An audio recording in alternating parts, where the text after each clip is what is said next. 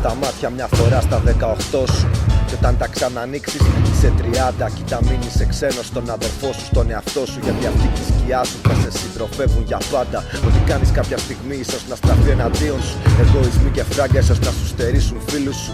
Κάποιοι παντρεύονται, κάποιοι δυσκολεύονται. Κάποιοι κάνουνε πως δεν σε ξέρουνε γιατί ντρέπονται. Κάποτε μου τα λέγανε, τώρα κι εγώ τα είδα. Γιατί το να μεγαλώνεις τελικά είναι παγίδα.